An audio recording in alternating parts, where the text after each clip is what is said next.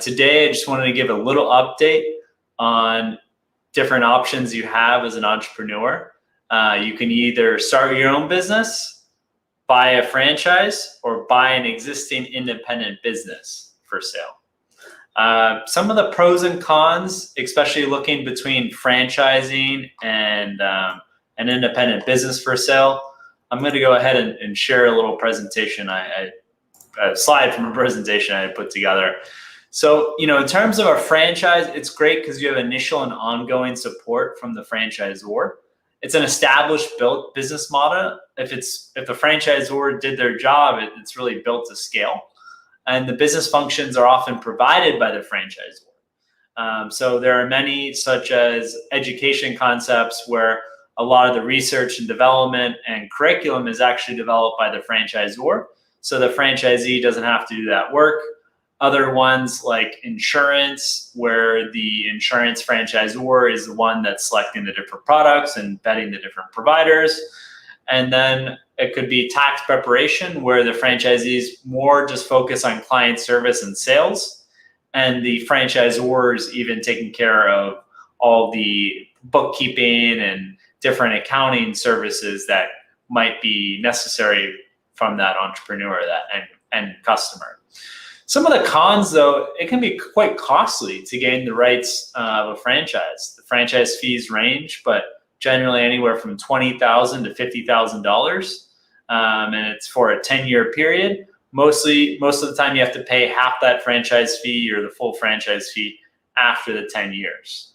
And then the time it takes to open the business and break even, if you're opening up any small business, franchise included, that's a con when you compare that to an existing business that you're going to be buying. And then the last one is just restrictions imposed by the franchisor. If you're a creative type, or if you owned a restaurant in the past, franchising is probably not a good fit for you.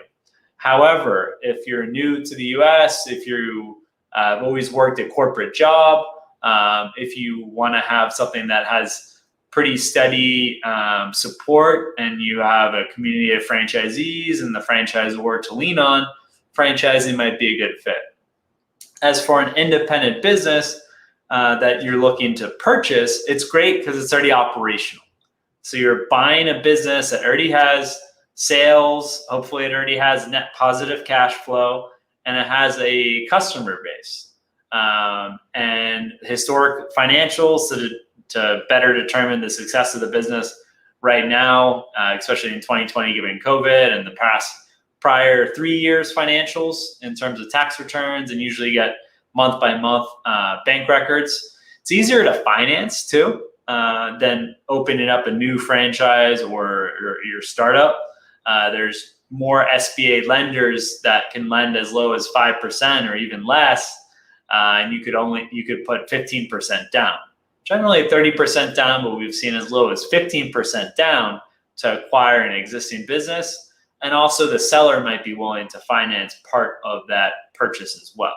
So imagine you can buy a business that does $1 million in revenue, has profit to the owner, or basically what the owner is earning in terms of profit, salary, bonus, other compensation to the owner of $200,000.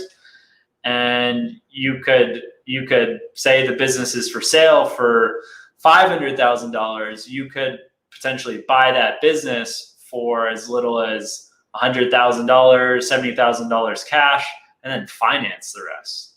So there's definitely some benefits to buying an existing business. Some of the cons, though, the legal and due diligence process is more extensive than if you're opening a new franchise, opening a new startup, as you could be inheriting liabilities. They could be giving financials that are just outright fraudulent, and you are going to have to engage an accountant, most likely an attorney, to support you with the due diligence for buying an existing business. And it's that much more important if this is your first time. And then successful businesses may have a high asking price. So generally the multiple is done off basically compensation to the owner for smaller businesses, say, under $1 million in value.